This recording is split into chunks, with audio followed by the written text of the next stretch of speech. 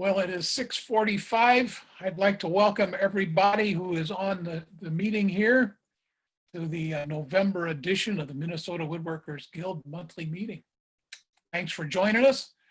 I think you'll find it to be a very interesting program tonight. Last month, we went out to the West Coast, and tonight we're going to go coast to coast. And Eric will fill you in on that in a little bit when he introduces the speakers in the program. I'm Ed Noy, I'm president of the Guild. We do have a few of our board of directors online here. Bob Krabbe is on. I'm going to give Bob a little bit of time to talk here when it comes up to announcements. He's got something he wants to talk about.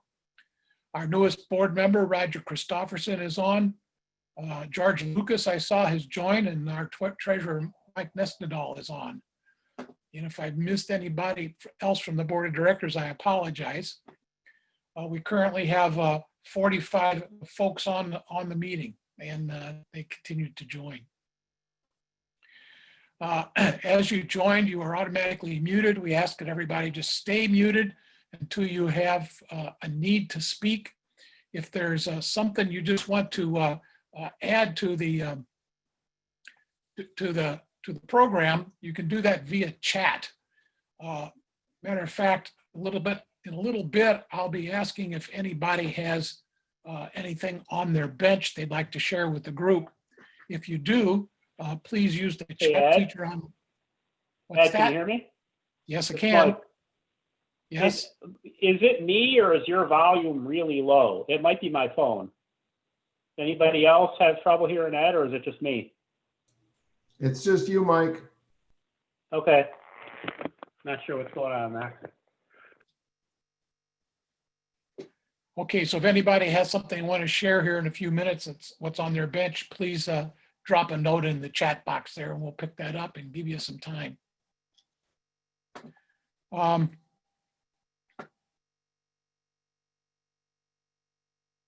With the pandemic going on, there aren't any other guild activities that are imminently planned. We still have the tool swap on our calendar for next September. Northern Woods is tentatively on, but we won't make any kind of call about that until January. And at the rate that the pandemic is going, I'm not very hopeful of what we're going to be able to determine. We still have ties in with our presenter for fall seminar. That's still lined up for next year. And as we get closer to November of next year, we'll talk more about that. This meeting is being recorded, as have most of our virtual Zoom meetings, and you can find them out on YouTube. The Minnesota Woodworkers Guild has their own channel, and I see that we've got like 125 people who have subscribed to that channel to check in on those videos. So it's out there. If there's something that you miss in this meeting, maybe you can't stay out for the whole thing, in a few days, you'll be able to find it out on YouTube. We traditionally, when we meet face-to-face at our meetings, we give away things we call door prizes. Well, we're still giving away stuff, but I don't know, a few people have mentioned, well, we're not coming through the door, so I don't think they're called door prizes, but they are prizes and they're free. And what we do is we, at the end of the meeting, we take the list of everybody who attended, and we use a little random number generator, and we pick 10 names, and those 10 people get a $25 gift certificate to either Woodcraft or Rockler. And last month, our winners were Tom Goodman, Tom Mall, Bill Lammers, Eric Hansen, lucky guy, Gladys Walker, Douglas Affinito, Bill Johnson, Steve Smith, Elise Walker, and Mike Nesnedal. And I believe they've all received their gift cards by this time. We have a special prize that we're going to issue as a result of this meeting, and Eric will tell you about that when he introduces the program. I haven't seen any chat activity of anyone who has something to share on their bench. Last call for that. Okay, well, we don't have a whole lot of business to go through here tonight. So Eric, I'm going to turn it over to you to talk. Oh, no, Bob Krabby. You do have an announcement to make, don't you?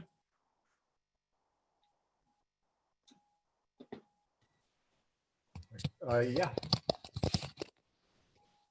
Go ahead. Had to find my microphone. Ah, Anyways, Forest Product Supply in Maplewood has donated the money for the door prizes for this month's meeting. And also, since we're doing the meeting on toys for Christmas, we're going to have a sale from now through Christmas, $1.50 a board foot on our white oak shorts. So all white oak boards under 3 feet will go for $1.50 a board foot. And so if you guys have been to Forest Products, you've seen the bins that we've got up front. So it might be, we've got mixed species, but a lot of white oak. That's why we're selling it cheap. when does that sale start, Bob? Yesterday. Yesterday. All right. So hopefully you'll get really keen ideas out of tonight's program about some toys that really are crying out for some white oak. And you can go pick up some shorts that'll probably be plenty large to build toys. Anyone else have an announcement they would like to make? All right. Eric, I'm going to turn it over to you to get the meeting going here. Thanks, Ed. Welcome, everyone. Today is all about wooden toys, and we are literally going to jump around the country. We're going to start here in Minnesota, and then we'll jump out east to the Greenville, South Carolina Woodworkers Guild, and then we'll go all the way almost as far west as you can go on the continental United States to San Diego, to the San Diego Fine Woodworkers Association, all focused around wooden toys. And there's a variety of things that groups and guilds are doing. And I thought it would be really an interesting topic. The San Diego Fine Woodworking Association, I'm going to see if I can hold this so you can see it, actually produced a book, a couple hundred pages about their toy program. And really it's about the toys they make with a guide for how to do it, shortcuts, ways to make it easier. That's the door prize for tonight.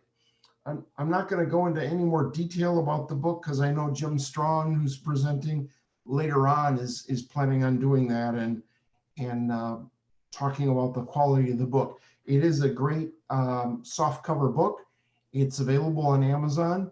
For those of you that don't win one tonight, but sit tight and give Ed and I a week or week and a half to run the names and email you to tell you that you're going to win her. We're going to start tonight with Jim Barthel at TLC Toys, and that is really in the northwest quadrant here of the Twin Cities. It's an amazing charitable organization focused on making toys for disadvantaged children. Jim, welcome, and please unmute yourself, and the floor and the screen is yours. Jim is going to be projecting his presentation, and I've got one from Rob that I'm going to be sharing through my screen, and then Jim's using his camera to show you the toys they make out west. Jim, it's yours. Thank you, Eric. Thank you, Ed. Thank you, all Guild members. It's really a pleasure for me to have this opportunity. So I don't want to spend too much time with you looking at my face. I'd rather get to the presentation, let you see what we do. TLC Toys has been in the Twin City area since 1989, incorporated in 1991. You'll see that in my presentation, and was founded by an individual that some of you may have crossed paths with. His name was Mel Hartman. Mel was the founder. He was the person behind all of this. You'll see a picture of him in one of my early slides, but I have him to thank for what we've got going. I took over TLC Toys in January of 2019 and have been hanging on for the ride ever since. So without further ado, let me see if I can pull up my presentation here and share that. We're going to go big screen with it. So what I'd like to talk about tonight is just simply TLC Toys, what we do, why we do it, where and how we do it, and how you can help us out, how you can join our team if you are so interested in doing. So what we do, Mel Hartman, as I mentioned, had kind of a motto with regard to TLC Toys. The purpose was to make a difference with a toy that shows a child, essentially, that someone cares for that person. That statement ties way back to Mel's childhood himself as he was growing up in the Midwest. It's something that his family didn't have the opportunity to provide toys for the kids. Mel felt that that was something he wanted to remedy as he retired from his career in the insurance business and started this company. The mission statement that Mel started with is what you see here. And let me just step through it. I'll read through it and then I'll just kind of put a little twist to it. TLC Toys brings happiness to less fortunate children throughout central Minnesota. Focus used to be the Twin City area. We've expanded it to central Minnesota, but I've got 7,000 or 6,000 toys going to Florida this year that will then go from there to about a half a dozen different countries around the world. So we're reaching out beyond just the local area, although we like to stay local because there's so much need in our area. We distribute the toys through a network of churches, hospitals, shelters, and community service organizations, including police departments and the sheriff's offices. Those last two hold a specific significance to some of our guys on our crew. And it's one that we've really focused on this last year. With all of the strife that we see in our communities right now, we have found through our partners on the law enforcement side that having toys to be able to distribute to children in either social situations or real high stress situations allows them to kind of break the ice and form a relationship with the community that they have not been able to do, or that might kind of fly in the face of some of the things that we see on the news today. We have a group of talented volunteers. We believe that the things we make are heirloom quality toys, and the materials that we use are first rate. We're really pleased with that. What I'd like to do though is I flip this thing around and tell you that really for me, TLC Toys is about the talented volunteers that we have using the materials donated by key partners throughout the Twin City area to make those heirloom quality toys so that we can distribute them through a network to those less fortunate children to make them happy. So the funnel goes both ways on this. Certainly our purpose is to focus on the children that are out there, but the volunteers are really what makes it happen. And they are the ones that have helped us get to the point we are this year, really experiencing an incredible year. A little bit of history. Mel started the company in 1989, or actually he started making toys in 89. He started the company in 1991. We are a 501c3 nonprofit. Since then, we have distributed over 480,000 toys. This year, our goal is to push 20,000 out. So that would put us at or just a bit beyond the 500,000 mark. So 500,000 toys. Total value, as we put a price on them for our bookkeeping purposes, we have to have a value estimated. We are well beyond the $8 million mark as far as the dollar value of toys put out into our community.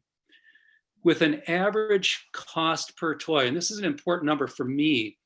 Through the years, this number probably ran a little bit higher, but as we took a look at trying to identify the direction we wanted TLC to go, if we wanted to stay the course or if we wanted to adjust a little bit, myself and my two partners came back to this and said, you know, the more we can squeeze out of the cost of each toy, the more toys we can put out with every dollar that we bring in.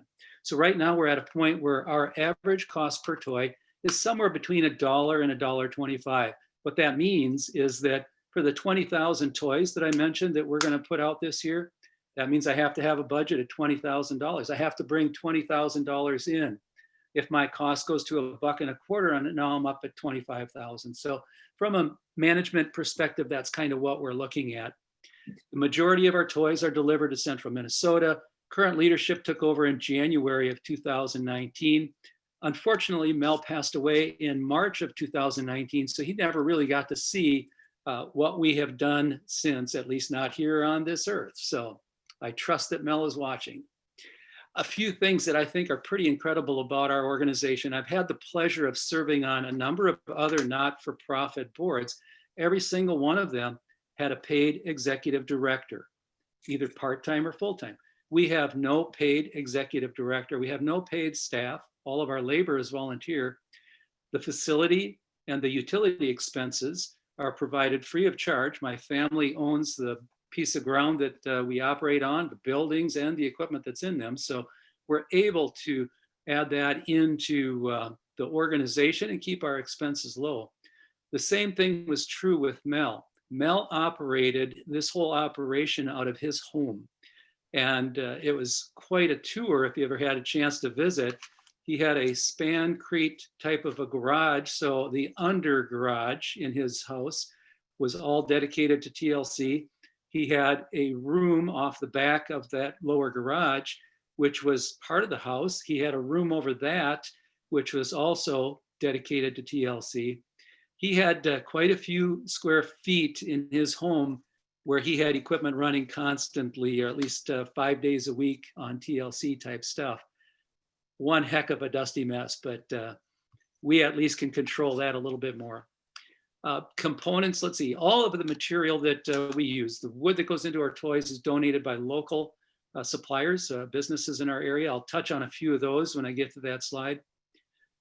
The items that we have to pay for are the components. So on cars or vehicles, we're buying the wheels and axles.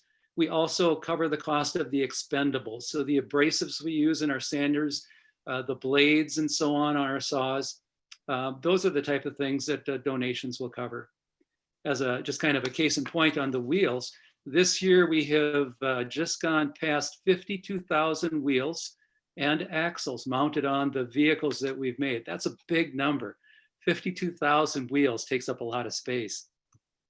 As I mentioned last year, or didn't mention. It's Eric. I've got to interrupt because I am embarrassed here. I've got egg on my face because 3 or 4 months ago, I had some wooden wheels that came from my dad's workshop after he passed away in April. And I offered them up to you and mailed them to you, and it was a small box. I don't know what was in there, a couple of dozen. And here you're buying 20,000 wheels. Eric, Sorry, I can tell you, more. I do have a vehicle that we've mounted those wheels to, or at least a set of those wheels to. I'd love to get it to you, so I'll have to get your address in Appleton so that I can forward that vehicle to you with your dad's wheels on it. It's a cute little car. That'd be great, or a picture I could share with my mom would be terrific. Thank you. Oh, fantastic. We'll do that. All right, so we're looking at last year, 10,000 toys. When we took over, myself and my two buddies, we kind of went to Mel and said, Mel, you know, we'd like to take over the organization, but we just can't put in the 60, 70, 80 hours a week that you are.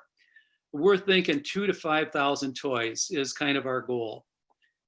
Little did we know that there was momentum behind us that we were not really aware of.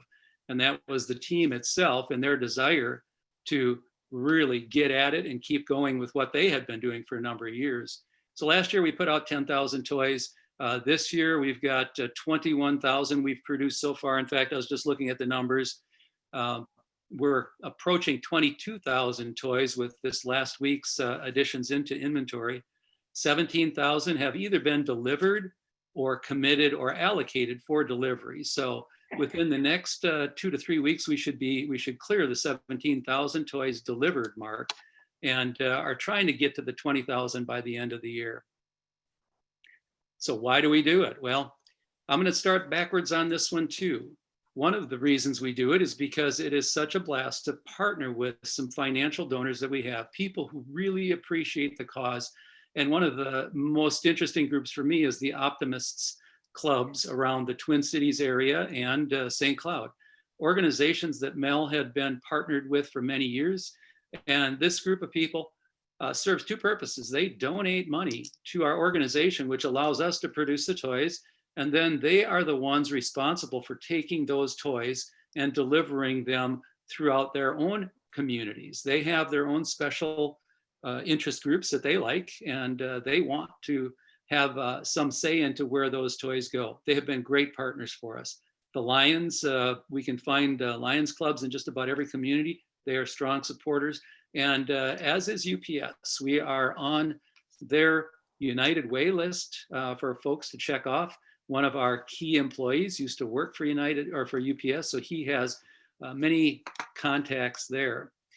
We also are looking at folks that donate in kind, and by that I mean real product. Industrial lumber and plywood out of the Twin City area, Woodcraft Industries out of St. Cloud, Fleetwoods, which is just off of Highway 65 on the north end of the Twin Cities. A variety of Home Depot and Lowe's shops have donated to us. Most recently, and kind of interesting, Renewal by Anderson, and this is one that was kind of a sleeper. If you're familiar with Renewal by Anderson, they do window replacement in older homes. Their crews go out with the windows. The windows are sometimes large windows. They frame them with 2x4s to stiffen them up. When the crews are done installing that window, the 2x4s are left over. They have to drag those back to their plant, put them in the dumpster, send them out, pay to have them sent out and recycled. One of the guys from our town here works for Renewal. He and I got to talking, and he said, well, Jim, if you want, I can try to get some of our 2x4 scrap. He ends up bringing about 100 feet a week. Doesn't sound like a big number, but 52 weeks worth is almost a mile. I can get at least 2 cars per foot out of every board they bring in. That's 10,000 cars. That's my budget. That's the number of cars that I built this last year. And that's kind of what we're looking at again for next year. So by adding one supplier, Renewal by Anderson, it allows them, and they take pride in the fact that they're no longer throwing this stuff into a construction demolition waste site. They are being able to use this wood to go into toys, and they take great pride in that, as do every one of the companies here. It's amazing how much pride they take in the fact that they can take what would be scrapped and or quite honestly ground up and used for fuel and turn it into product that can be donated for those less fortunate. Another thing that really has stoked my fire is the group of volunteers that we have. And this is kind of the thing that caught me by surprise. When myself and my 2 buddies took over, we just figured it'd be the 3 of us plus one other, and thought, we'll just go along, coast along at $2,000 a year type of a thing.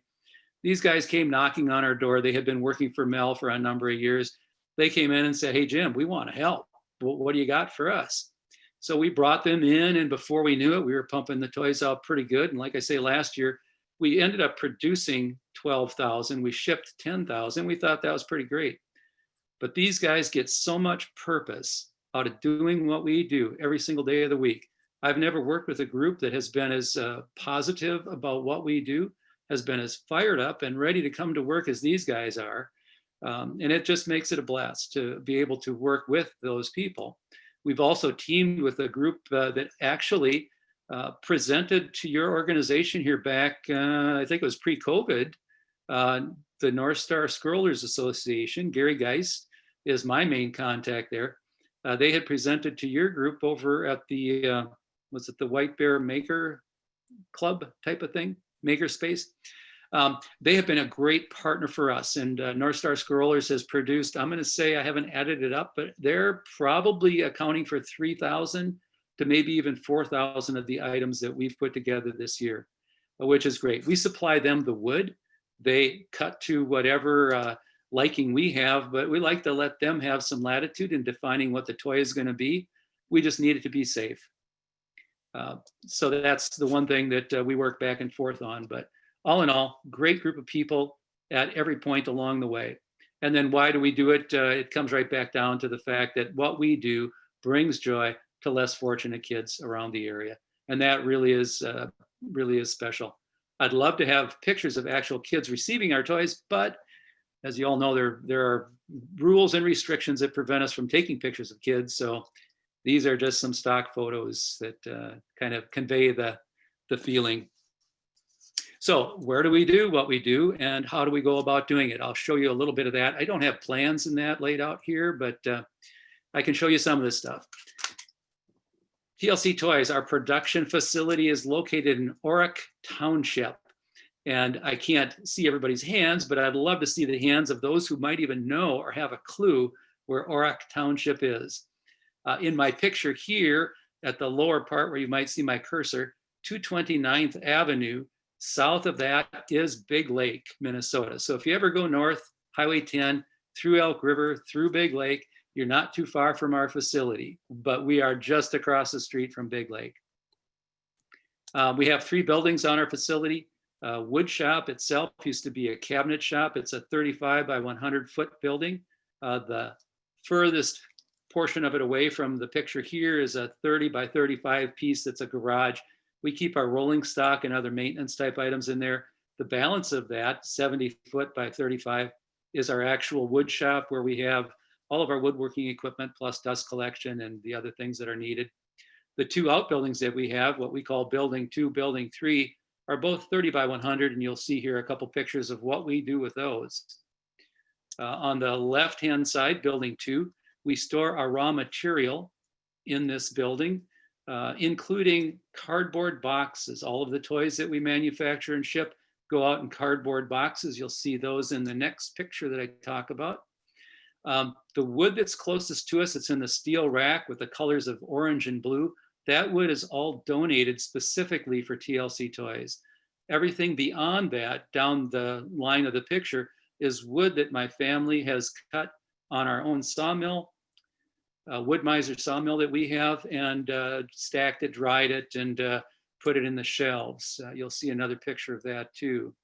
In the right-hand picture, you can see on the floor, and I'll try to flip with my cursor here where we're at, boxes down on the far end, boxes on the racks, boxes close to us are all toys in production. I think at this time, I was somewhere in the 15 to 16,000 toy range, but we also have a big load of wood here. This is about, I'm gonna guess, a little over 1,000 board feet that had been donated, mixed species, some of it white oak. And the white oak that was mentioned earlier, oh, you can make so many nice toys out of that stuff. Love to be able to add that into our pile. No piece is too small, no piece is too big.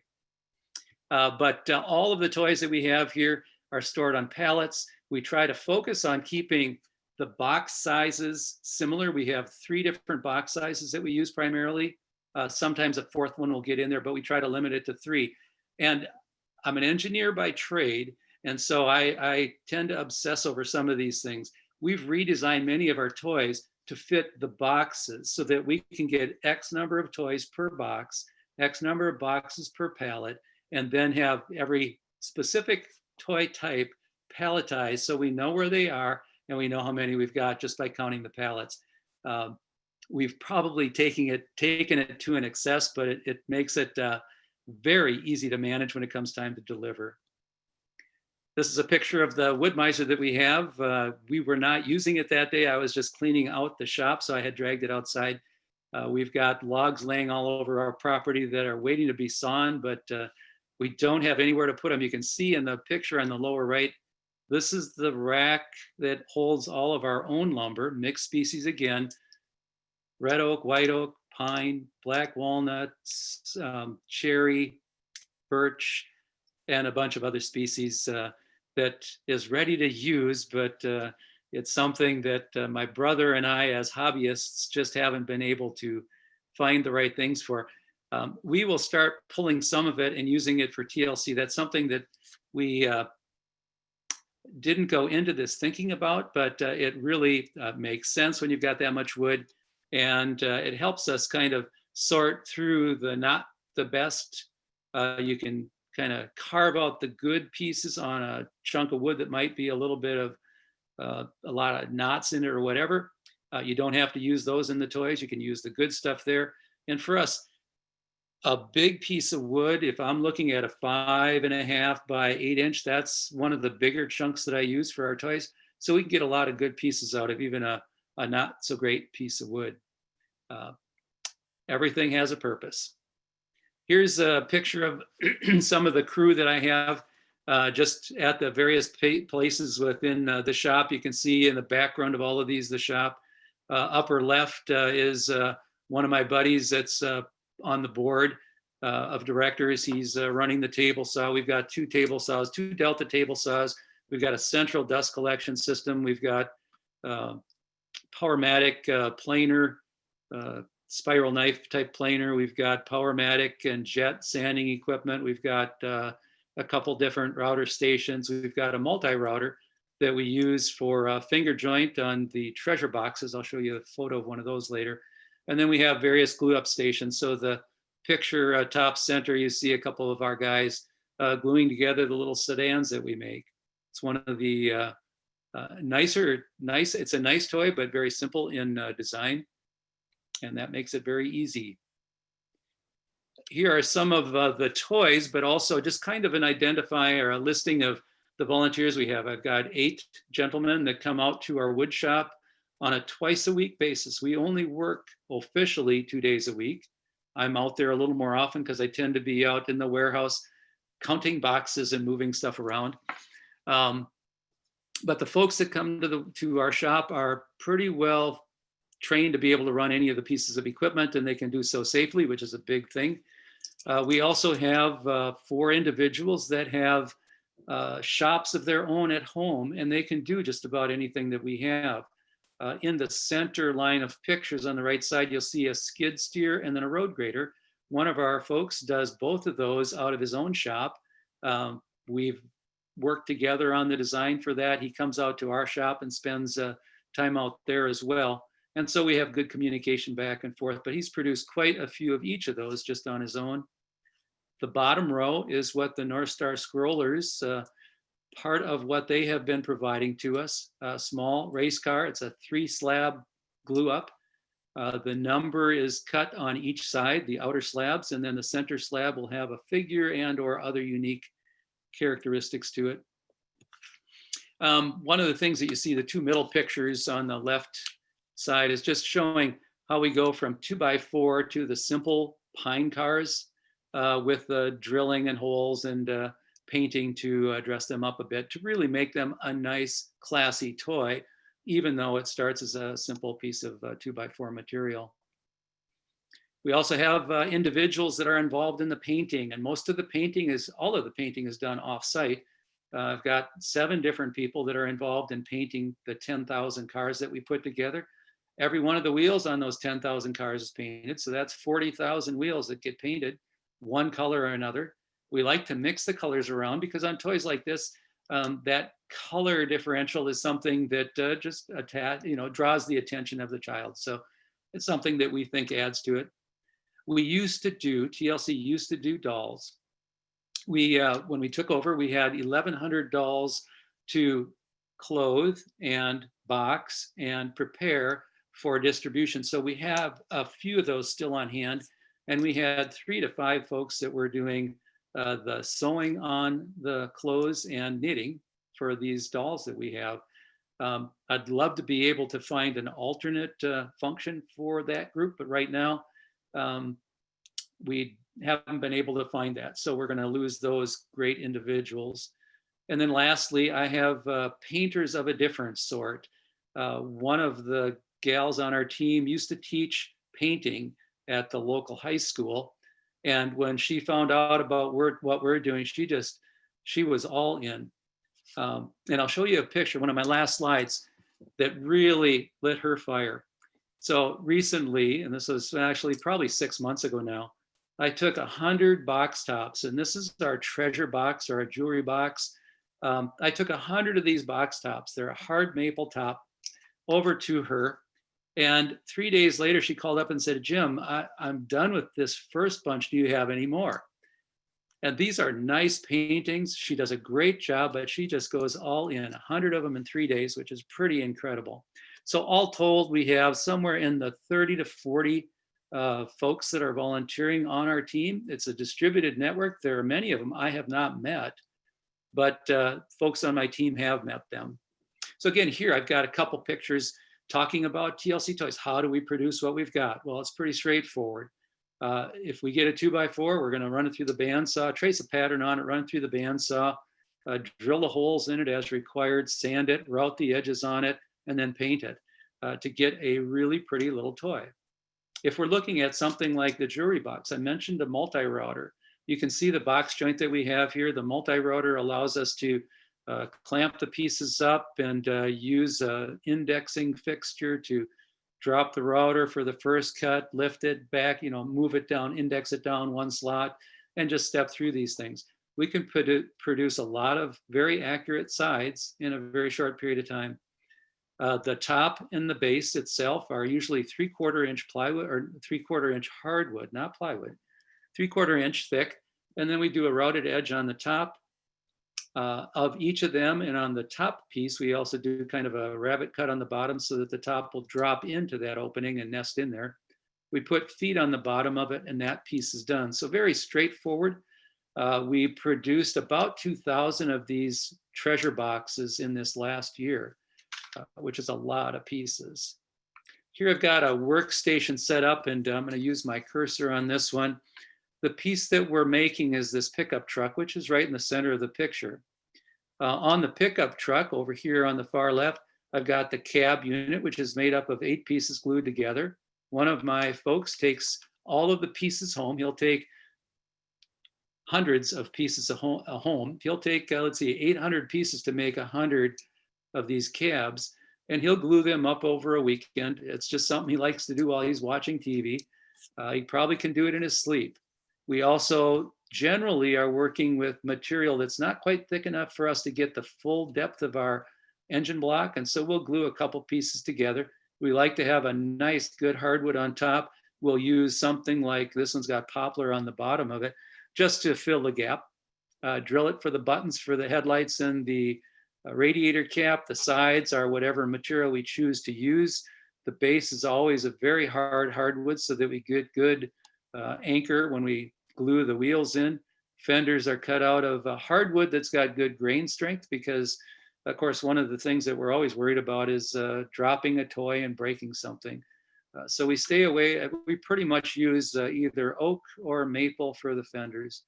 The bumpers front and back are, again, whatever species we might have available. When we do a production run like this, we're looking at a run that's going to be, this one was 120 units, and Brad put that through in about a week.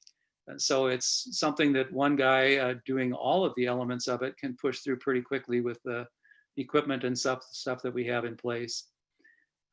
You'll be interested to note that this pickup truck, the box that we put these in will hold 6 of them. We have to nest them properly. We get 6 in a box. And that allows us then to stack the pallet with those on it. 120 then means we've got 20 boxes. That's a nice number to have. So here's a variety. This kind of captures all of the toys that we are currently either making or have recently stopped making. Down in the lower left, a cradle and the dolls. The cradle that we have here was a fairly big piece. The side elements on that were about 18 inches long. And so it's got a lot of wood in it. And as we did kind of our head scratching analysis, we looked at that and said, one cradle could produce 3 or 4 of these other toys. The effort that goes into them and then the cost to distribute, we want to focus on more bang for the buck and try to hit as many people as we can because we know how great the demand is out there. It's unfortunate because a cradle is a beautiful toy. My granddaughter's got one. And it's something that I think every granddaughter of every one of our workers has probably got as well. But we can't justify the cost going into it relative to the displaced, the opportunity cost of the other toys that we could make. The center here, as I run my cursor over these 4 toys that we've got, from the sedan to the pickup truck to our tank truck to our dump truck, you can see the similarities in construction on these. The engine block is the same on all 4 of them. The cab is the same on the 3 of them here. The roofs are the same on these 3. The fenders are the same on these 3. We've adjusted the length on this lower one and the pickup truck as well so that it's exactly the same fender. So we're looking at interchangeability on parts, trying to make it as efficient and as effective as possible. We've also taken a piece like this bank truck and added painting to that really jazzed it up. It's something that we didn't always paint, but it's now something that now that we've got artists involved, we can do that. One of the things you'll notice as you look at these toys, though, many of them are not finished. We do have some that are poly-coated, but we have most of our stuff going out as raw wood. And the only reason for that is we don't have the capacity to be able to do that on hand. And to try to find an organization to do that would end up being a fairly, at least what we've seen, as a pretty significant expense. So we haven't gone that route yet. Right now, the raw wood is something that we are just living with. So we get to the point then where somebody might ask, how can I help? Certainly one of the ways for any 501c3, if TLC is too far removed for you to even be able to consider coming our way, we would welcome any kind of financial support from anybody. This today is not meant to be a pitch for money, but if you feel so moved, $1 equals one toy. Or help us raise funds, point us in a direction to somebody that you know that our cause might resonate with, and that would allow us to maybe knock on their door, enlist their help one way or another. If you're interested in helping, with hands-on type effort, we've got a place as well for folks that are interested with that. Painting, our product, our paint, your shop or home to do the painting in. We supply the fixtures, the brushes, everything that's needed there. Sawing, drilling, sanding. You noticed on those pieces that I had that come out of the 2x4s. Again, we've got wood that we can provide for folks that like to do band sawing. There's drilling done on each of those. There's sanding done on them, routing as well. And we can set up something that would make sense there. We've also got some of the assembly side of things. As our volume goes up, there's more gluing required. We can provide the glue as well as the parts to do that kind of assembly in your own shop. Or if you're in a proximity that allows you to even consider trying to find auric, you can join our team at our shop, and we would love to add a few people out there to help us with some of the more critical items that we've got going. One of my guys the other day said, "Hey Jim, we're at 20,000 and we're, people want more. When are we going to go to 3 days a week?" He used to work 4 days a week with Mel, and he doesn't like sitting around home alone doing nothing. And so he wants us to open up the calendar and get to 3 days a week. We will probably be there at some point simply because the demand is so great for all of this stuff. So these are some of the ways that folks from outside of our organization could help. Jim, a couple of questions if I could. Yes. This would be a good slide for these, I think. One thing, you talked about the safety of the toys. Yes. Does TLC have insurance? Is there a concern on the TLC nonprofit for liability? Yes, we do, Eric. We do have insurance, and that is something that both from a director and officer perspective and from the organization itself, it only makes sense to have that. But what's more important than insurance is on the front end. The Consumer Product Safety Commission has specific requirements for toys that go to children. We had done quite a bit of research on that early on, and that focused, we ended up getting rid of some of the toys that TLC used to distribute because we didn't like the fact that they might have been a choke hazard. So for instance, if you envision a little pull toy that a toddler might use, normally they have some kind of a ball or a knob on the end of a string that the kid can grab onto. Well, if it comes off, it can become a choking hazard. The string can become a choking hazard or strangulation hazard. The bags that we put toys in need to be vented or they can become a hazard. But most importantly, when we get to the construction of the product, we want to make sure that the designs that we have are solid, that we've got good glue joints, that we're using the wood in the right orientation. We had done some T-Rex type dinosaurs recently, and I let people know that if it's a new toy coming in, I'm going to do a drop test. I'm going to put my arm straight out from my side 90 degrees and do a drop test. It's about 3.5 foot drop test. If the toy breaks, then we're going to have to investigate how are we going to change that design to make it a safe toy to begin with. So I'd rather have safe toys than worry about the cost of insurance or have, we have to have the insurance to operate. But I don't want the fact that we have insurance to allow us to get sloppy, because I don't want to be there if a kid gets hurt because of something that we put out there that was defective.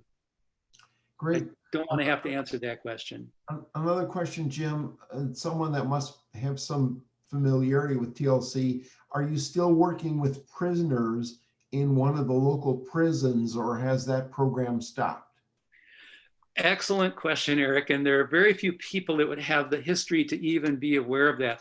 TLC used to partner with the St. Cloud prison, and I forget where the other prison was. It was South Metro area and beyond. Both of those facilities, TLC provided spray booths and all of the spray equipment to paint and to polycoat. So we were running trucks up there on a monthly basis. Our big yellow truck, which is a full-size box van, we were running it up there pretty much full, front to back, top to bottom, emptying that out, filling it back up again with finished product and bringing it back. We no longer are involved with them because as the leadership in each of the prisons changed, a political issue came up, and I'm not exactly sure what the behind the scenes aspect of it was, but for some reason the plug got pulled on that.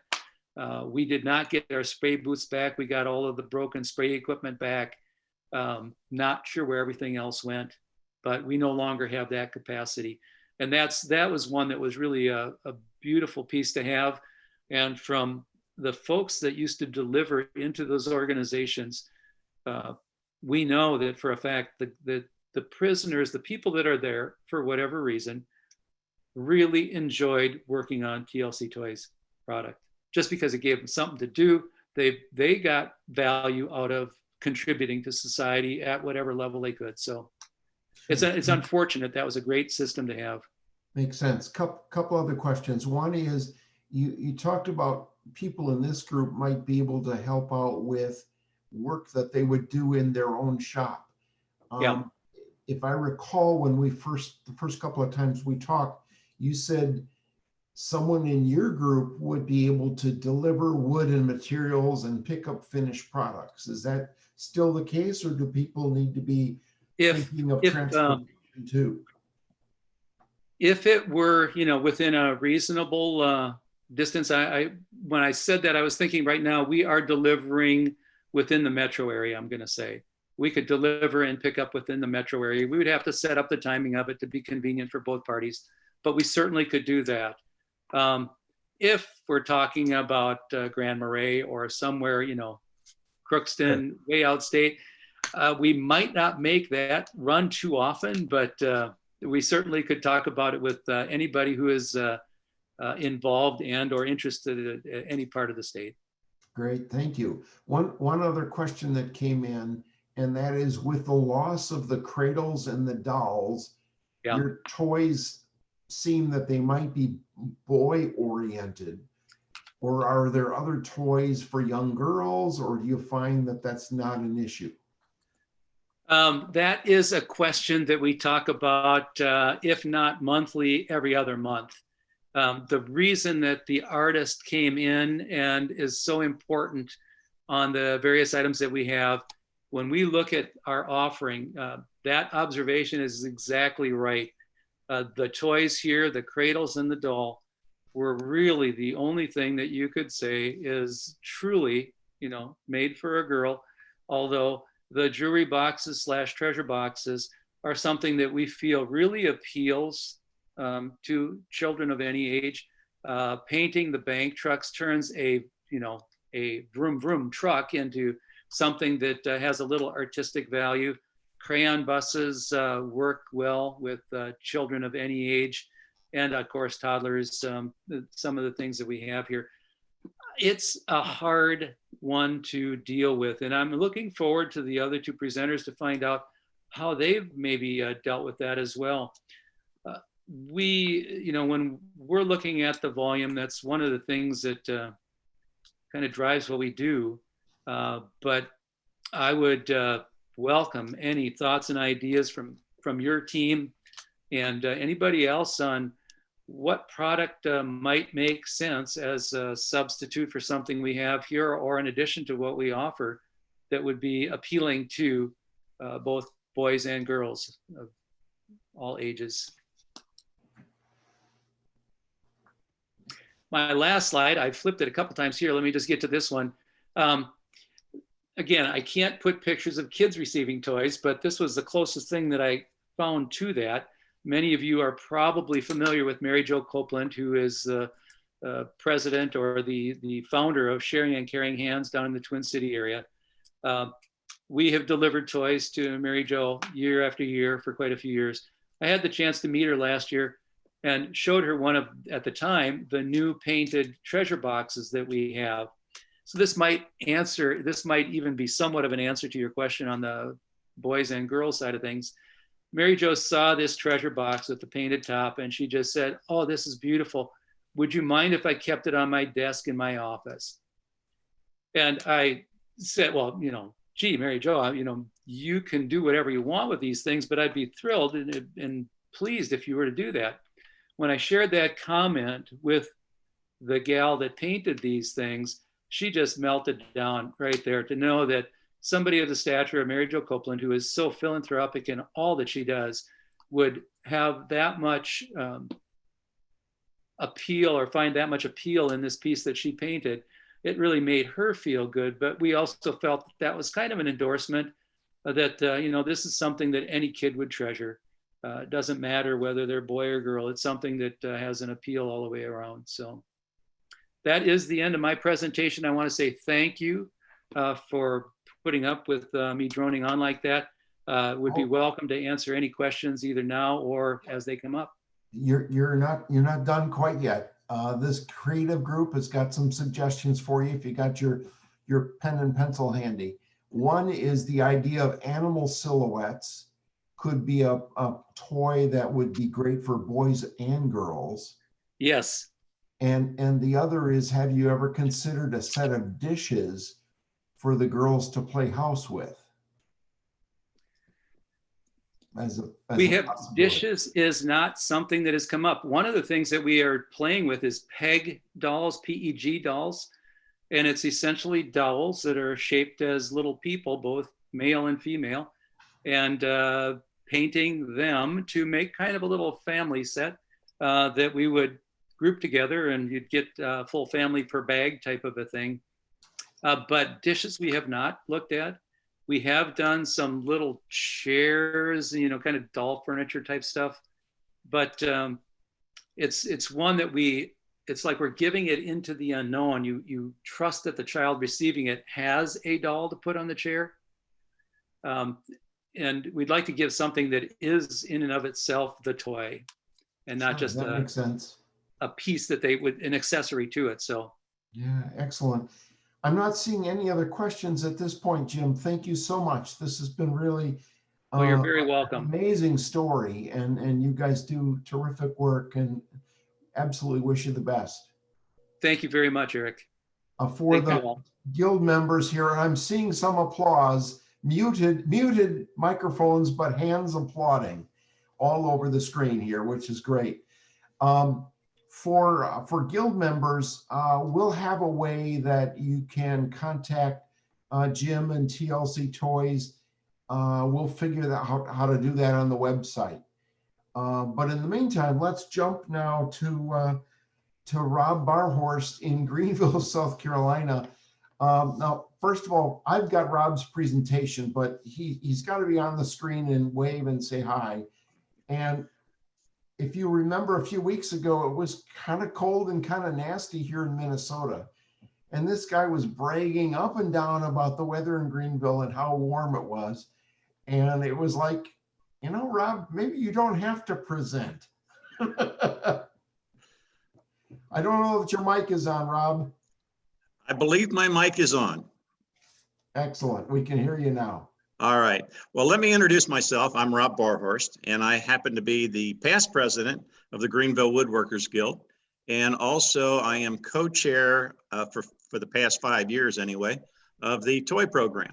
So I just wanted to say thanks for having me on. I'm going to turn this over to Eric here in a moment I'm going to go dark and let him do the slides and I'll do the talking. Go ahead, Derek. Yeah, I'm getting there. Nope, wrong screen.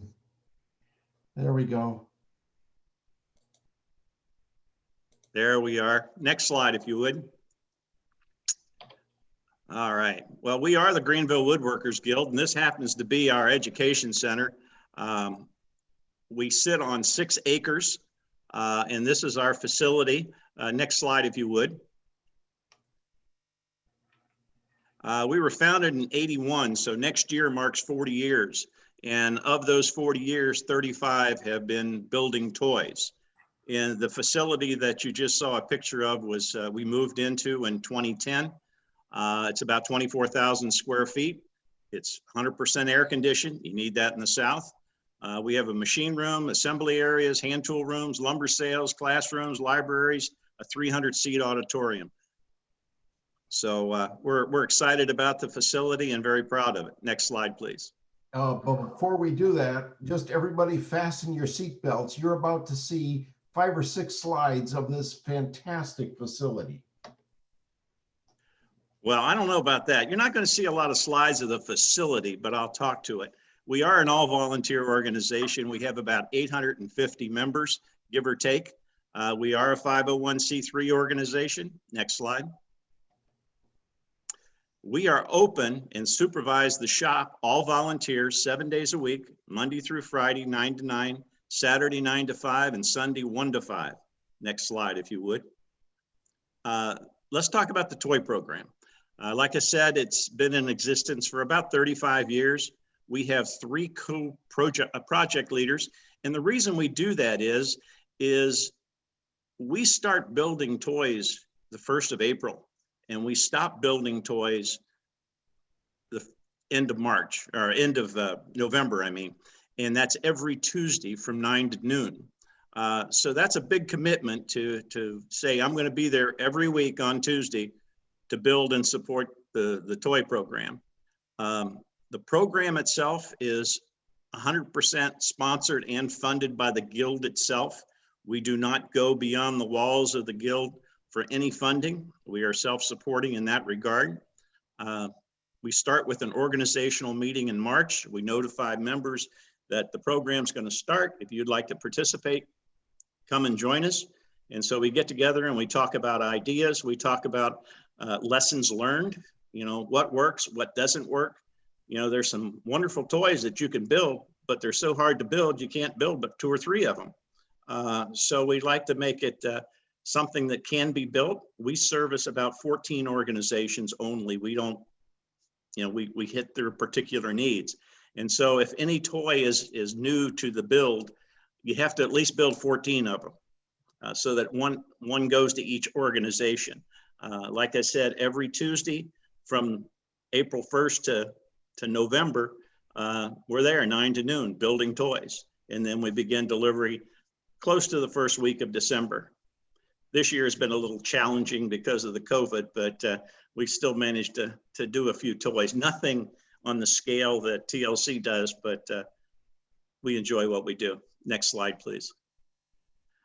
Some of the organizations are identical, in fact, to the types of organization that Jim talked about. We talked about, you know, Ronald McDonald House or the Salvation Army, the police and fire, development services, the hospitals and child support centers and so forth. This is just a few of them that we do. Next slide, please. As he said, you don't get to see the pictures of the kids receiving the toys. You know they're going to do good. Occasionally, the organization will send a picture to us. We can use that picture, and this happens to be one of the children from the Myers Center for the developmental children. And this is one of the toys we used to make. We don't make this anymore, but we used to, and this was just, you can see the smile on their faces, so we can imagine what they're thinking as they receive the toys. Next slide, please. The next couple slides, I'm going to show you some of the toys we used to make. And then I'll show you the toys that we are making. And I'll talk a little bit about what used to be made and why we're not making them anymore. You'll notice that on the tables here, you'll see a lot of things that are painted. There's no raw wood. Next slide, please. You'll see toys that have propellers on it, like the airplane, or you'll see the cribs in the back, or you'll see buggies on the floor. We don't do those anymore. Next slide, please. And they're all painted. You'll notice the cribs. You'll notice the rockers. You'll notice the timeout benches. You'll notice that with the cribs and so forth, the ladies in the guild, many of them are quilters. So they contacted quilting organizations around the country, and they sent us little quilts to go with the beds and so forth. But we don't make those anymore. Keep on going. Next slide. There we are. There's some better pictures. You'll also see a toy that has a handle on it. You know, it's a little rubber duck that you would push on, well, duck that you would push along and so forth. Well, we found out that that makes a good weapon. If you break the duck off, you can just beat the daylights out of your siblings or something like that, and said, probably shouldn't build that one anymore. But you can also see some of the trucks and cars and so forth. Next slide, please. This is what we're building now. This is some examples. You'll see some of them are raw wood. You'll see some of them are painted. We'll take another shot of the John Deere tractor, but that's one of the favorites. Next slide. I'll talk a little bit about that. We were talking about toys for boys and girls. Well, these are puzzles. So, and they're unpainted. And the puzzles are nice because they're unisex. You don't have to worry about if it's a boy or a girl. We have a gentleman that just loves to scroll, and he just makes these and puts them in little plastic bags, and we pass them out. We don't finish them because we found out from the organizations, the kids themselves like to draw on them. They'll take a magic marker or a crayon or a pencil, and they'll do their own thing. And they have more joy out of decorating it, making it their own, than us spray painting or whatever. But you do notice the car in the forefront that we do work with a local senior center. There's a group of gals there that paint, and they said, we'd be happy to paint some of your toys. So there's an example of one of them that they do. Next slide, please. Here's some more things that we do. It's an educational toy, again, unisex, but it's cute. And the cars are simple, made out of 2x4s or slabbed. And it just, you know, we even put some little decals or something on it, like the flames on the left. Next slide, if you would. Jim, before we leave, that clock idea might be an interesting take, a version of that clock.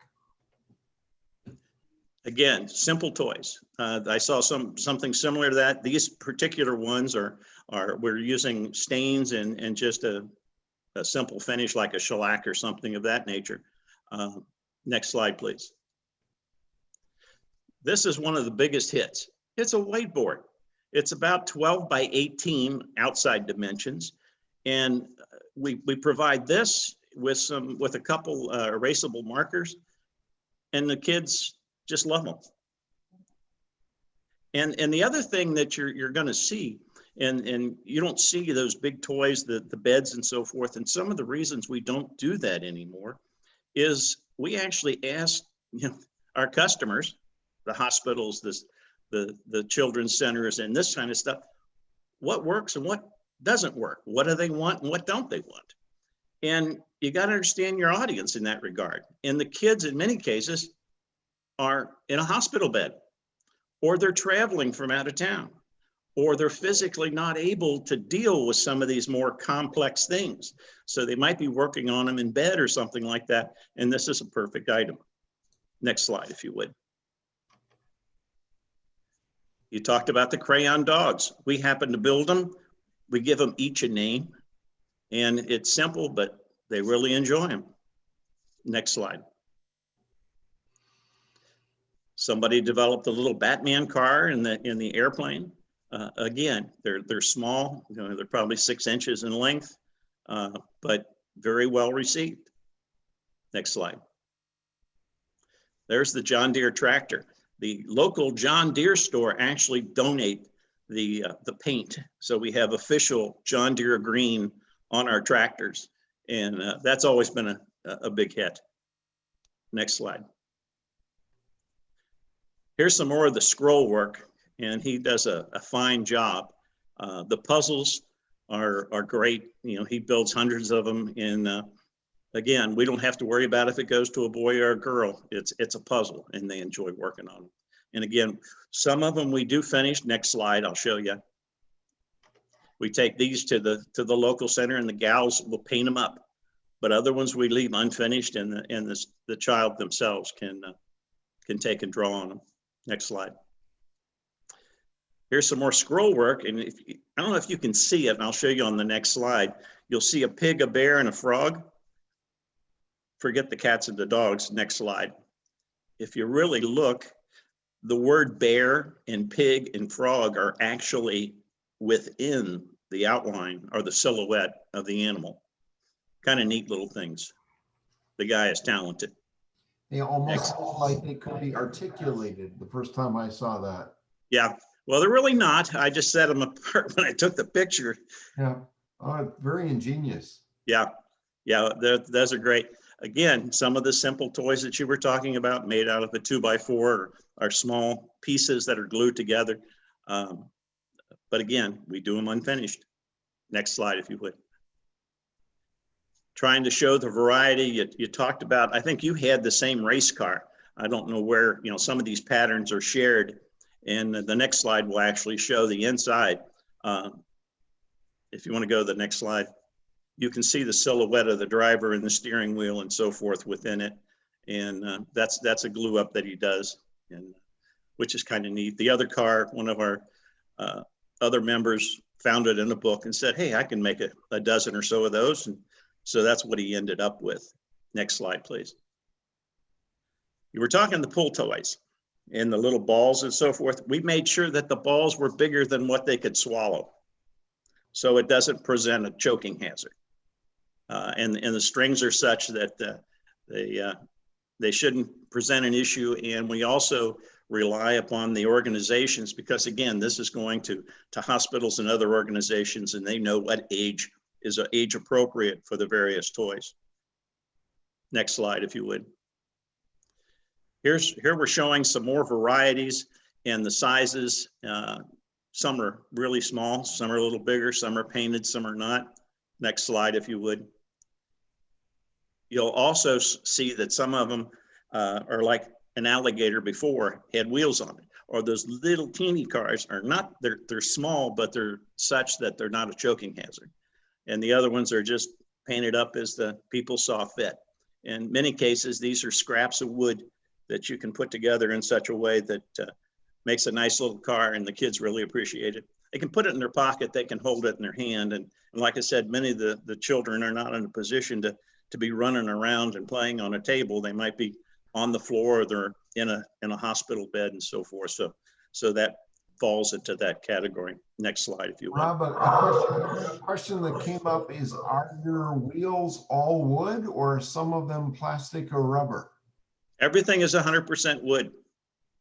We get our wheels and axles from Casey Wood Toys, and I think anybody that builds toys or builds wooden items knows that company. And so no, we use 100% wood. That our people just do a nice job of spray painting. Great, thank you. This is as we're setting up to distribute the toys. This is actually this year's setup. We started this past week, putting boxes together with the boards and all the various toys as we sort them out. The puzzles we put in plastic bags so we don't lose the parts and they stay together. You know, again, we have the flat puzzles there and so forth. Another slide, if you would. There's some of the puzzles in plastic bags, and you can see the boxes that we use to do the toys. We do our own delivery. You know, we have a relationship with the organization. Some of them come and pick them up themselves, and others, you know, we deliver to just out of convenience for them. In most cases, you can't get inside the door, so you kind of knock on the door. They come out with a cart. You give them the toys and say thank you very much, and they thank you, and that's the last you see of them. But you know they're going to a good cause, and the kids are really enjoying them. Next slide, if you would.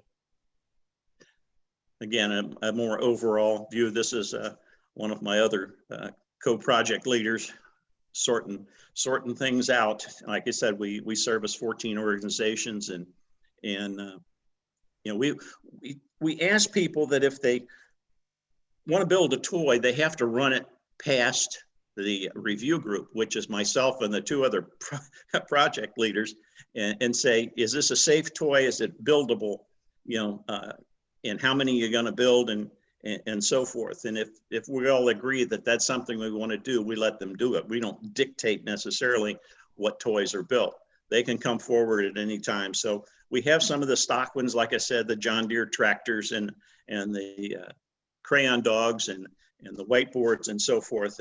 And the other ones are kind of ebb and flow and free form. So we keep it easy and keep it light. Next slide, please. This is our build in 2020. 1,100 toys. We spent about 1,800 hours. And we only had about 30 elves doing this 3 hours a week, from April to November. Now, we didn't have all that time this year because of COVID. The Guild was kind enough to actually shut down the shop to other members and have it for our exclusive use, so we could have availability of the equipment and socially distance as the toys were built this year. So we only had about 4 months, 5 months to build everything this year because of what went on. Normally we'll have somewhere about 50 people that will come. Many of our members don't have shops. We are the shop. The Guild is their shop. And so we provide everything from paint to the wood itself and all the accessories that are necessary to do that. So next slide. I made it quick. I made it simple. I thank you. If you have any questions, I'll be more than happy to answer some of them. I'm going to bump out of that. I don't know what that is.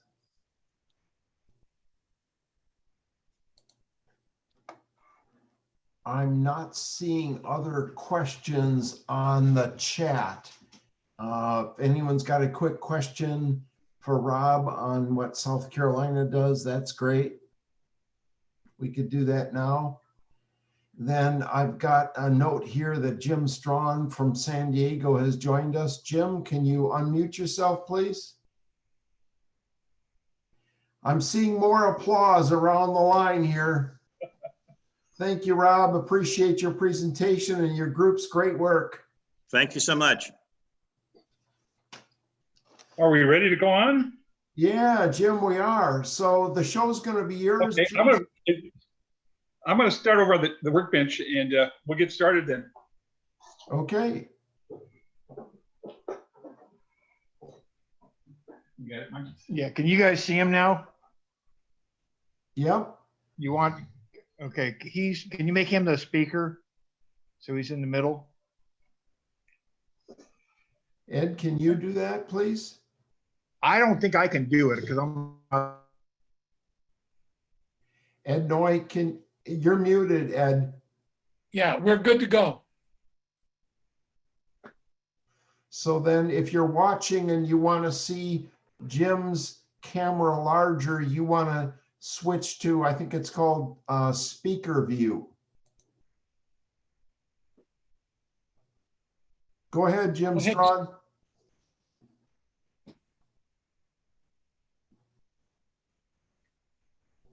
Jim, go ahead and start. I think we've lost his connection. I think so too.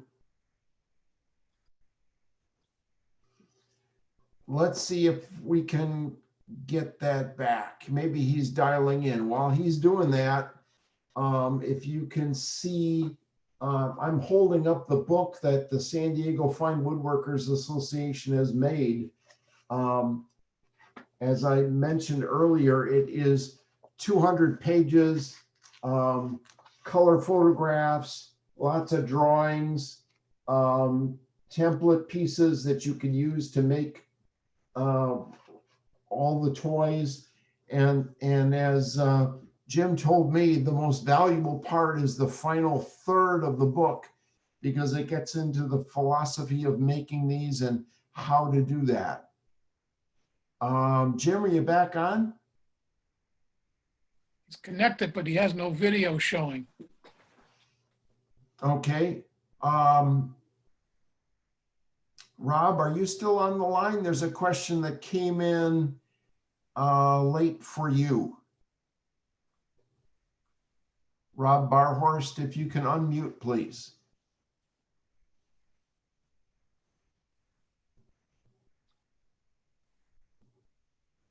I see Rob on the screen, but I see he's muted. I just unmuted. What do you need? Thank you. The question is, someone in the group is curious how you funded your education center.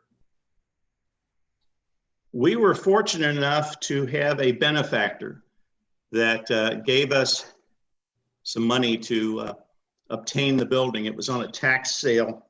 Unfortunately, it was a family that had a family-run business, and they had a crash, airplane crash, and killed the entire family.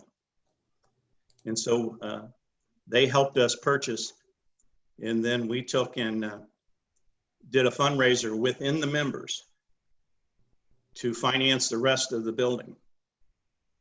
And so we are debt-free and did all the work ourselves except those things that required licensing and so forth. Very good. Someone in the meantime asked to see the front of your building again. So I flipped that screen on. I hope that answers the question for whoever wanted to see that again. But that's a great story, a sad story, but a great way to have a facility. Yeah, it's a little different than the Minnesota Woodworkers Guild facility. Yeah, uh-huh. Right. That is a facade that was actually on the building. And so we did not change that and just left it there. That was a retail, that was a Christmas store, and they sold swimming pools and hot tubs. Very good. Jim Strawn, you back with us? Ed, can you see, is Jim on the line now? I'm going through the list. I'm not seeing him. Sorry, folks, we ran into this glitch. Can you call him? Yeah, he's not here at all now.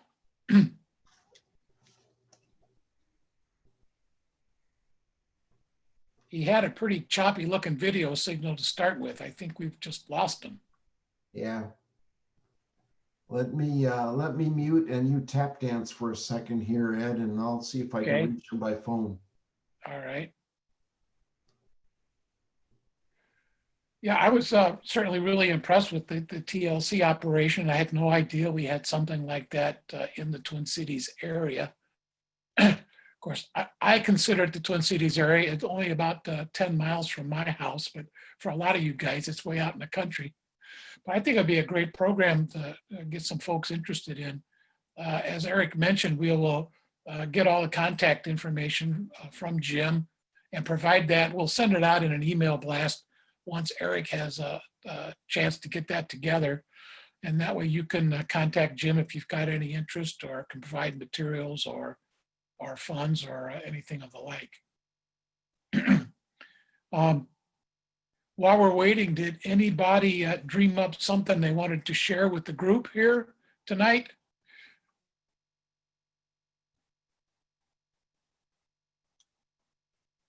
Apparently not.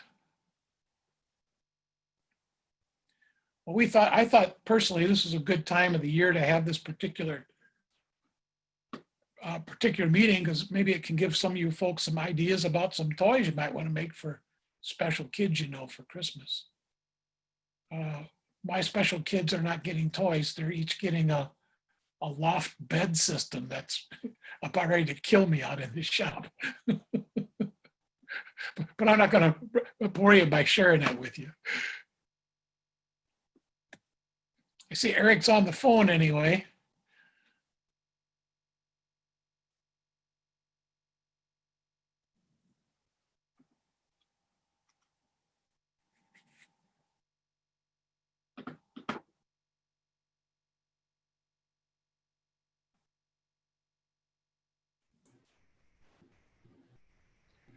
We just had a question come in from Paul Krennick. He wanted to know if the folks use any kind of special finishes or paints or stains and stuff.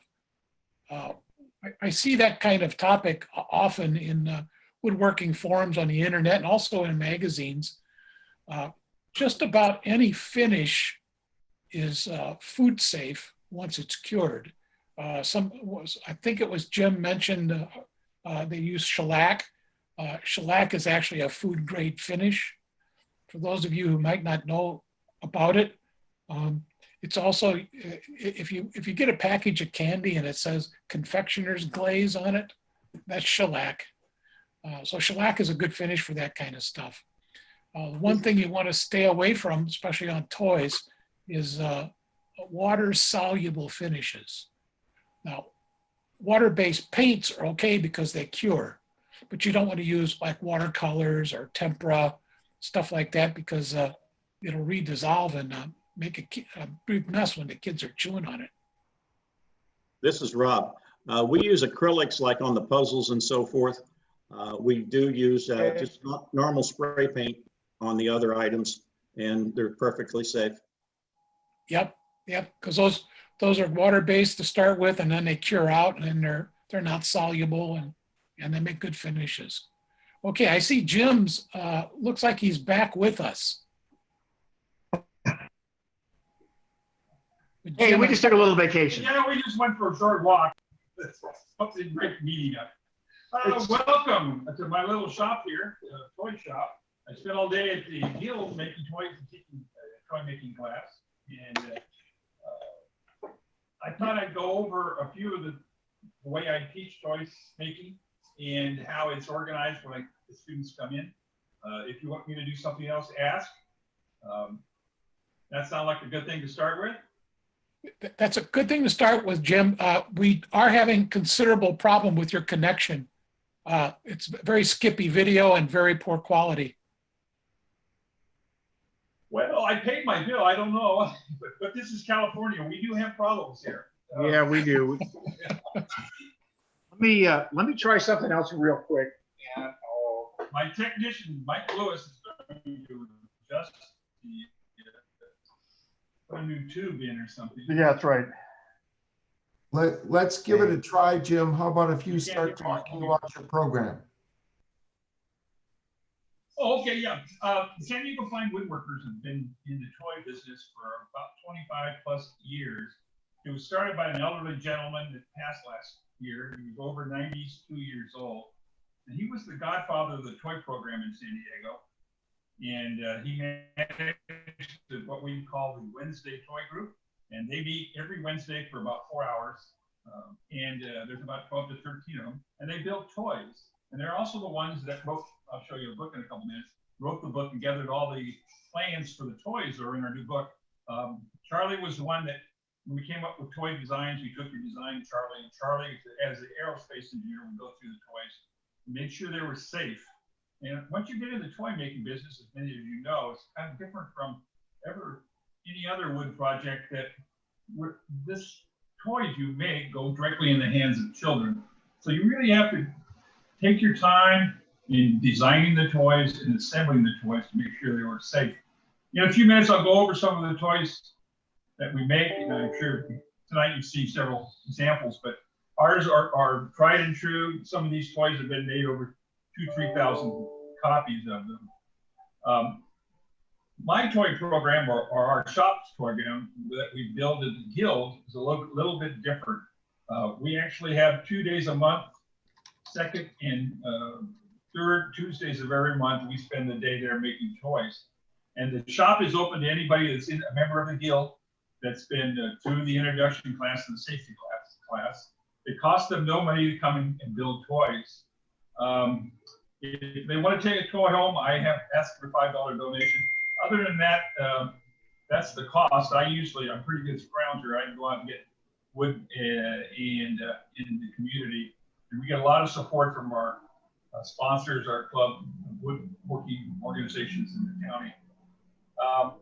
But I wanted to tell you about how I set up for the class, because my students are a bit different. Many of our students that come into the toy making program are new to the program. So I set it up more of it as an educational thing, where I have a lot of the millwork done when the package students come. And if you look to my right here, there's a group of toys, and this is the group of how I cut wood up and get ready for the students to pick it up. And all this student part of it will be in an envelope. And on the left here is all the what the instructor would bring to the class. And this particular one is a bulldozer, and very popular with the kids.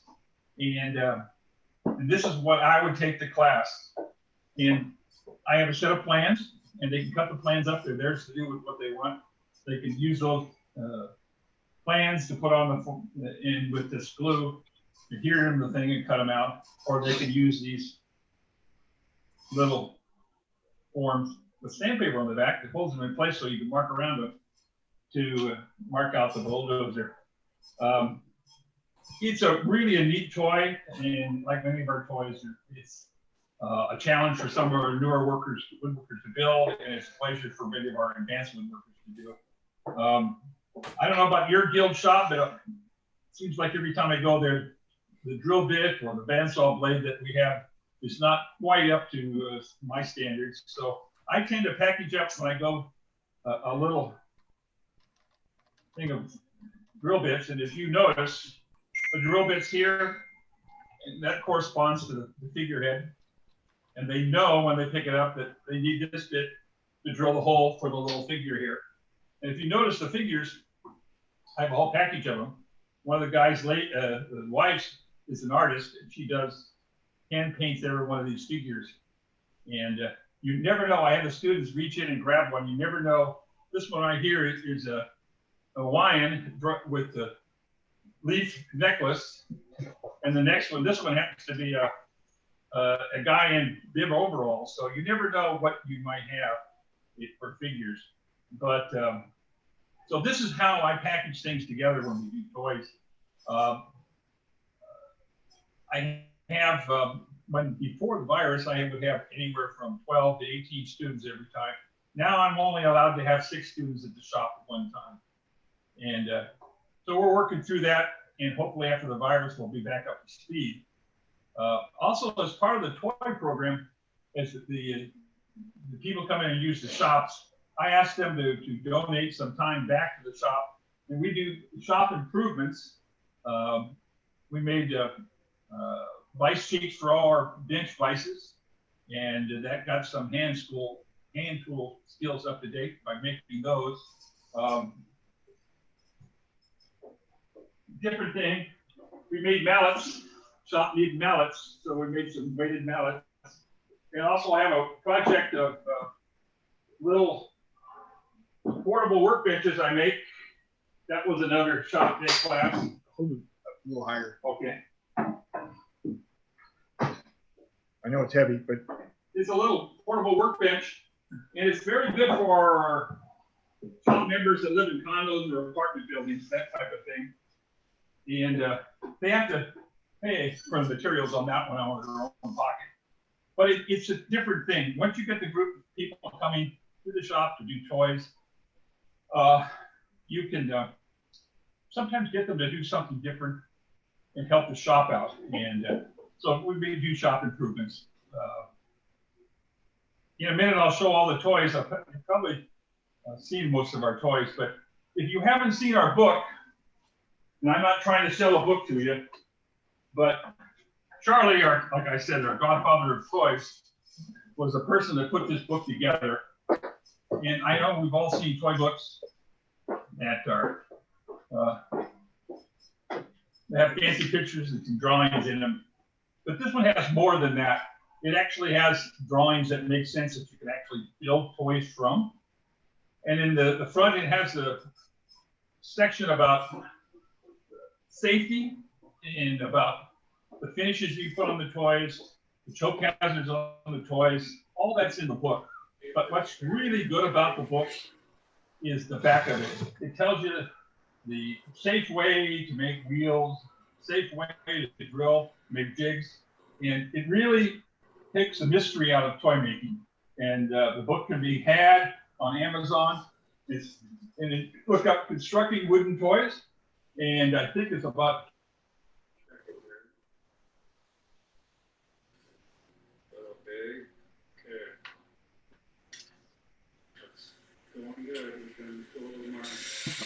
$dollars, but it's money. If you like to stop at this minute and ask questions, this is a good break, and we'll go over our toys that we made. Anybody have any questions that I haven't covered or confused you with? At this point, we don't have any questions from the group. Thank you.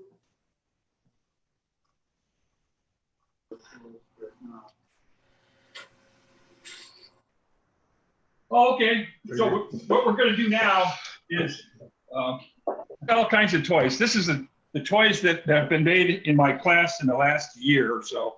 You can figure out where to show.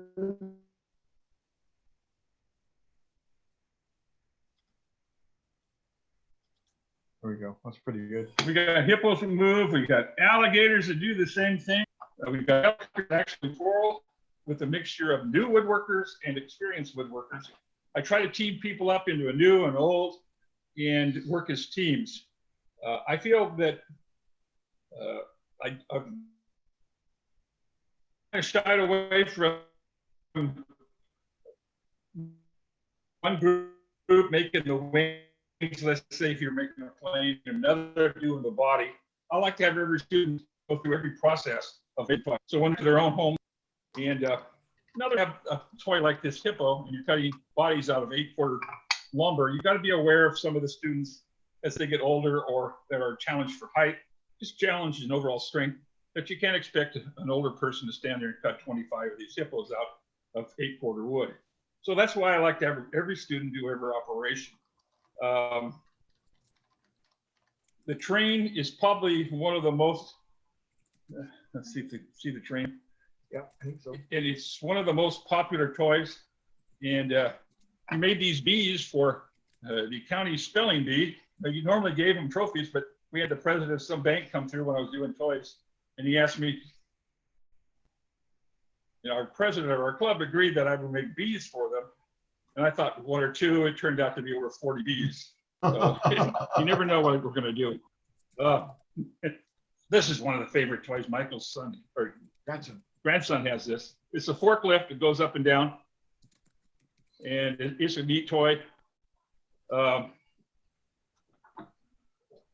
We have a little biplane, and this is a challenge to make.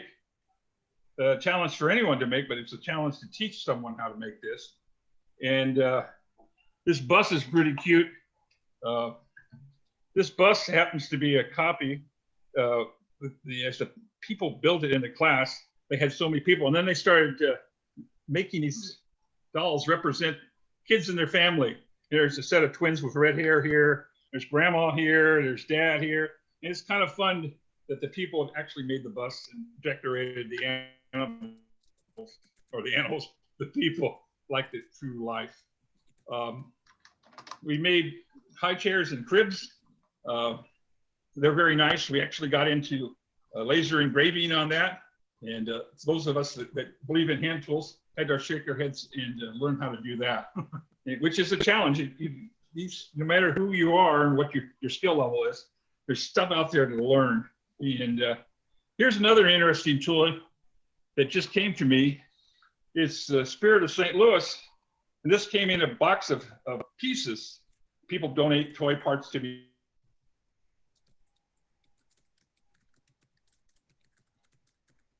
Time. And I put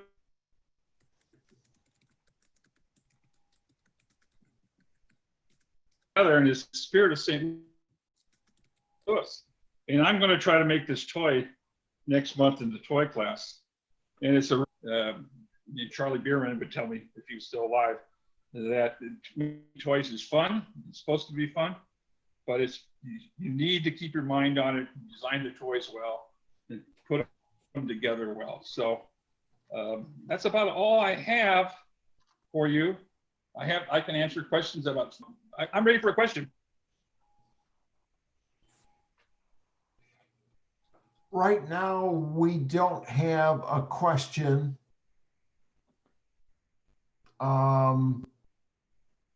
Mark Paulson, I'm not sure I get your Silicon Valley comment. Thank you, Jim. We have, it's been kind of choppy on the video and the audio end. I hope you can hear me okay.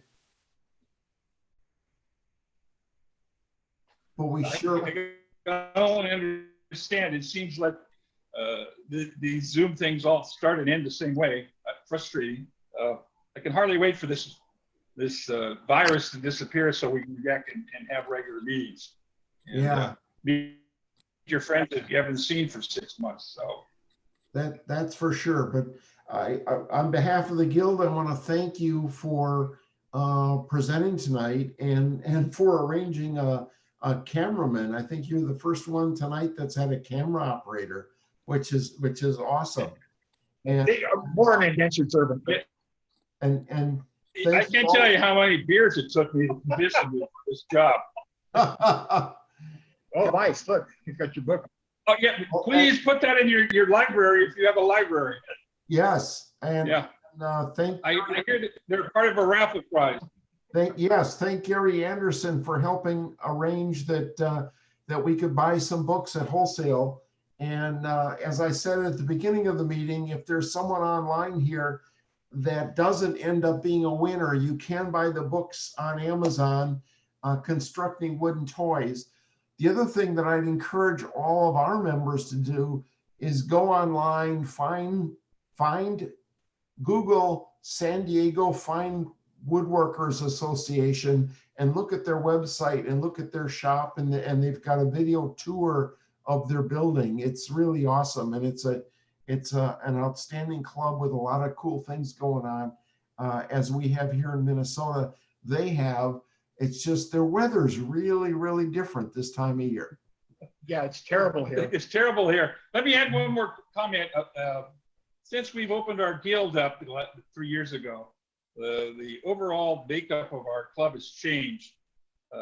We used to call it a gathering of senior daycare. Now it's turned into, we get a lot of millennials, a lot of ladies are in the club, and it's helpful to everybody in the club to get new blood into the club, different ages of people. And the millennials think a little bit different. We think more in right angles, they think more in curves. And it's very entertaining, whether we're making ukuleles and banjos, which I do, or doing toys. So I thank you. I hope I was helpful in some way. So thank you. Absolutely. Thank you very, very much. Appreciate that. I'm looking back here if Jim is still on the line from TLC Toys. Let me see if I can find that question. Oh, there was a question about buying your supplies, the wheels and axles and pegs and buttons. Is that something that you buy online, Jim? I buy a variety of mine online. And I think it's American Woodworking Supply. But a lot of times I actually make my own wheels, not the threaded ones, but the bigger ones that are more expensive. I'll actually dig it up and make my own wheels. And I've got the jigs, they're all in the book, how to do it. And what's really nice, you can make a set of wheels in under 5 minutes for a hippo or something. The wheels can be expensive. And so, especially the way I get them, I get the Baltic birch from a company that makes skim boards. And they cut the center out to make a skim board, but they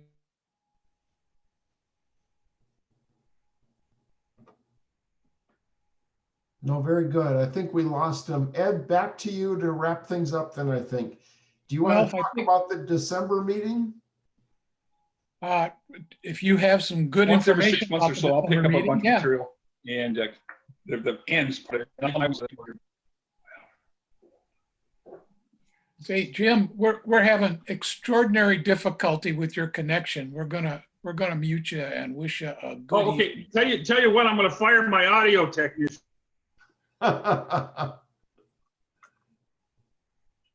Absolutely. Yeah.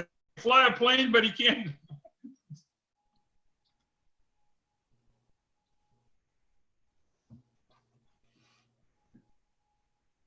Eric, are you still with us?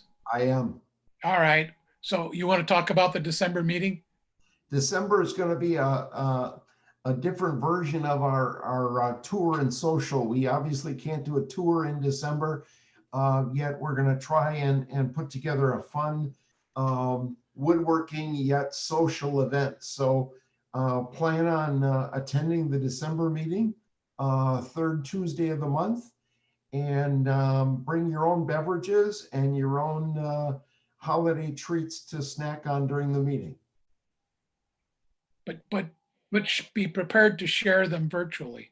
Oh, absolutely. All right. We're going to call this November meeting a wrap. I want to thank our three presenters. Some very interesting stuff going on. A lot of dynamic organizations with a lot of volunteers putting in a lot of time. And I think that's marvelous. All right. So thank you, everybody, for attending tonight. We'll see you in a month. Good night.